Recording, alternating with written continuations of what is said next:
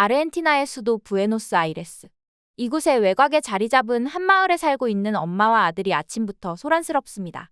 휠체어를 끌고 방에서 나온 아들의 모습에 엄마는 무슨 호들갑이냐며 걱정하는 말투로 아침 인사를 대신하는데요. 아들이 인터넷에서 찾았다는 소식을 엄마에게 보여주자 엄마는 의심의 눈초리로 아들과 노트북 화면을 번갈아 가면서 쳐다봅니다. 황당하다는 듯한 표정을 짓는 엄마는 대체 무엇을 보고 놀란 것일까요? 지금부터 사연 알아보겠습니다. 안녕하세요.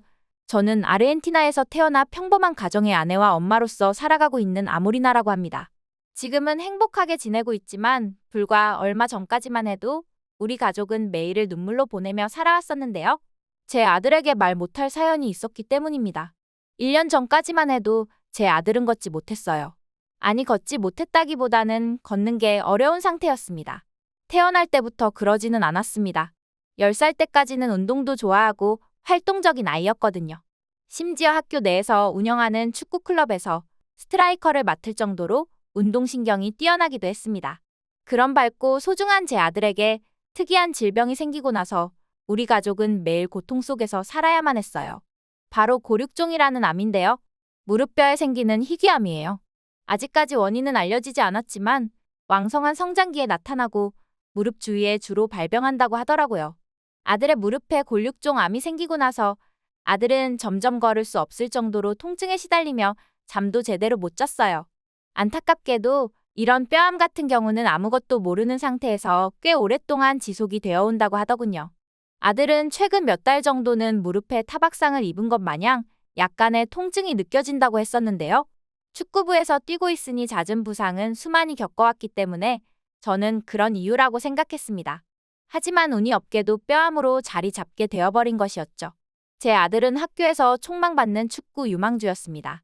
아르헨티나가 세계적으로 축구를 잘하는 나라 중 하나라는 것은 이미들 알고 계실 거예요. 월드컵에서 우승 기록이 제일 많을 정도로 세계에서 실력이 제일 좋은 나라고 세계 최고의 리그에서 뛰는 선수들을 가장 많이 배출한 나라이기도 하죠. 그렇기 때문에 제 아들 역시 축구 선수가 될 것이라고 항상 말해왔어요. 하늘을 많이 원망했습니다. 어떻게 이렇게 어린아이에게 암이라는 질병으로 고통받는 삶을 살게 하냐고 하루에도 수십 번씩 가슴속으로 울부짖었죠.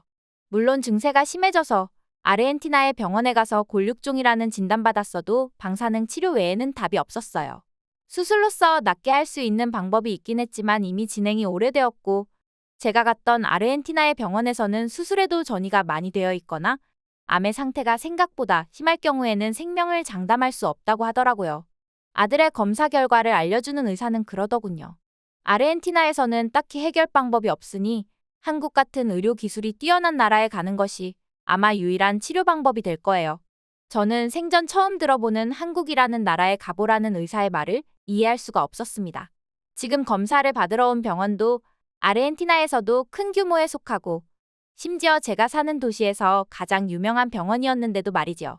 저는 하늘이 무너져 내리는 것 같았습니다. 아들의 마음은 이미 삶에 대해 끈을 놓기 직전이었던 것 같았어요. 걷는 것조차 잘 안 되니 학교도 가고 싶지 않다고 하더군요. 예전에 활기차고 총명한 모습은 더 이상 보이지 않았습니다. 저는 어떻게 해서든 아들의 암을 낫게 해주고 싶었어요. 잘 되지도 않는 영어로 세계의 전문 의학서적을 찾을 정도로 매일 아들의 치료법에 대해서 알아보았습니다.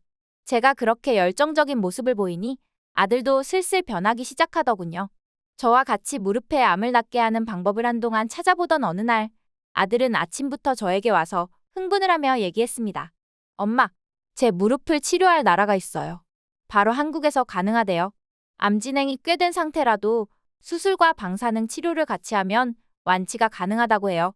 아들의 웃는 모습을 본 것은 아주 오랜만이었는데요. 하지만 제 생각은 달랐습니다. 한국은 아시아에 있는 나라 아니니? 일본도 아니고 어떻게 한국이라는 나라에서 그런 치료가 가능하다는 거야? 너 혹시 잘못 알아본 거 아니니? 저는 아들의 믿을 수가 없었어요. 미국이나 유럽의 의학서적을 아무리 찾아봐도 한국처럼 치료할 수 있다는 소식은 보지도 못했거든요. 엄마, 정말이에요. 심지어 완치된 환자들의 증언들도 있어요. 한국의 의료기술 수준은 전 세계에서도 가장 뛰어난 편에 속한다고 하더라고요. 저는 여전히 믿음이 가지 않았습니다. 아들과의 대화 이후 저는 한국의 의료 시스템에 대해서 찾아봤어요. 생각보다 한국이 세계 최초로 개발한 의료 기술들이 많더라고요.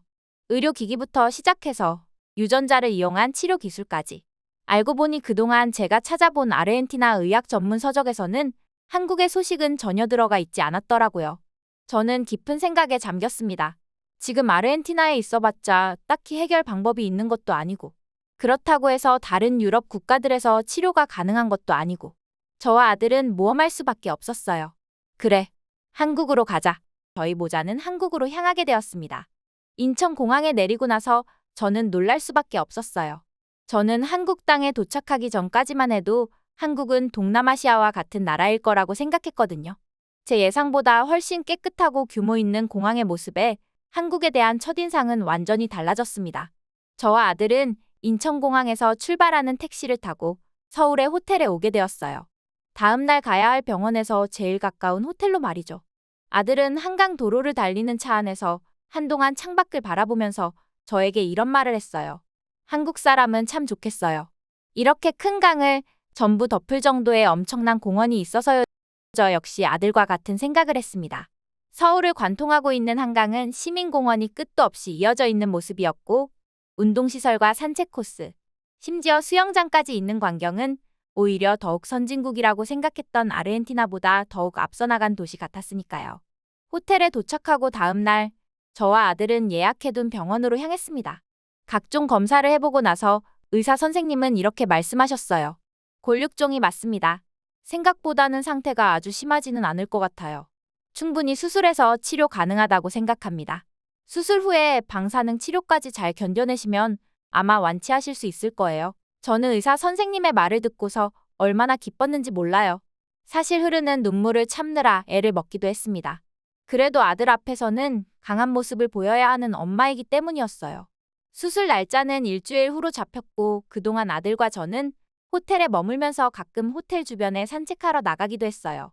물론 아들은 걷는 게 힘들었기 때문에 휠체어에 의지했지만요. 시차가 적응되지 않아서 저와 아들은 낮 동안은 내내 잠들고 초저녁이 되어서야 나오게 되었는데요. 참 한국인은 바쁘게 살고 있더라고요. 하루 24시간을 효율적으로 사용한다는 게 느껴졌습니다.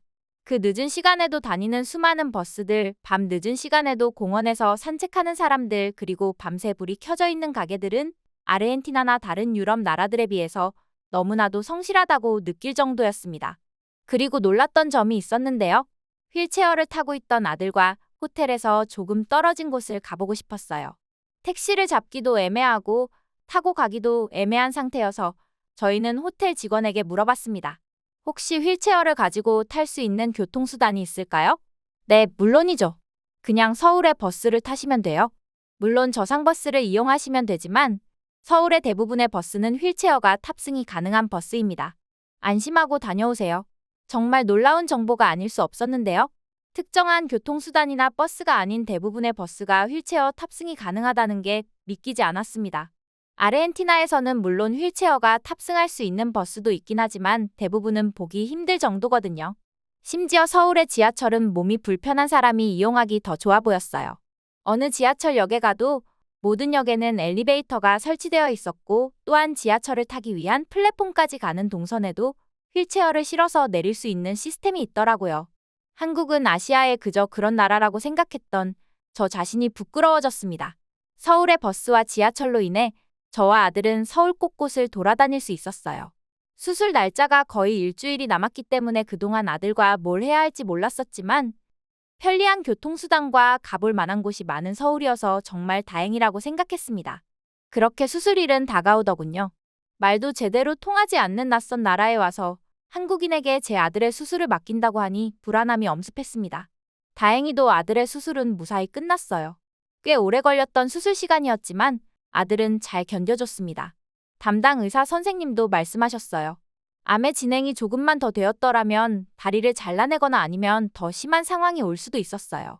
그나마 빨리 오신 게 다행이에요.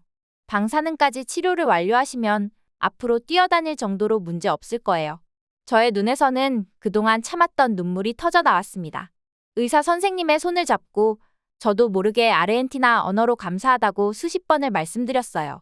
암에 걸리기 전 아들의 건강함 때문인지 컨디션은 날로 좋아졌습니다. 회복이 빠르다는 게 눈으로 보일 정도였죠. 나중에 아르헨티나에 돌아와 아들은 지금 대학 진학을 앞두고 있어요. 물론 축구를 포기하진 않았습니다. 아들은 아프기 전보다 더 좋은 기량을 보여주고 있을 만큼 회복이 잘 되었어요. 만약 제 아들이 한국의 의료 소식에 대해 알려주지 않았더라면 지금쯤 어떤 현실을 살고 있을지 끔찍하네요. 한국은 제가 생각했던 나라보다 훨씬 성장한 나라였어요. 오히려 아르헨티나가 한국을 많이 배워야 할 정도라고 생각하는데요. 한국의 의료 시스템은 그야말로 놀라지 않을 수가 없었습니다. 물론 의료 기술은 저와 아들이 경험해봤으니 제일 잘 알고 있고요. 치료 비용 역시 다른 나라에 비하면 많이 저렴한 것 같다고 느꼈어요. 물론 제 아들은 보험 처리가 되지 않았기 때문에 다른 한국인에 비해서는 비싼 치료비를 내긴 했지만 그래도 아르헨티나나 미국 그리고 다른 유럽 국가에서 같은 치료를 받는다고 했을 때 거의 서너 배는 더 나올 것 같다는 생각이 들었거든요. 실제로 비싸기도 하고요. 제 아들에게 새로운 도전을 만들어준 한국에 진심으로 감사드립니다. 오늘은 아르헨티나의 엄마와 아들 사이에 생긴 사연을 살펴봤습니다. 시청해주셔서 진심으로 감사드리며 구독과 좋아요, 알림 설정은 영상을 제작하는 데 있어서 큰 힘이 됩니다.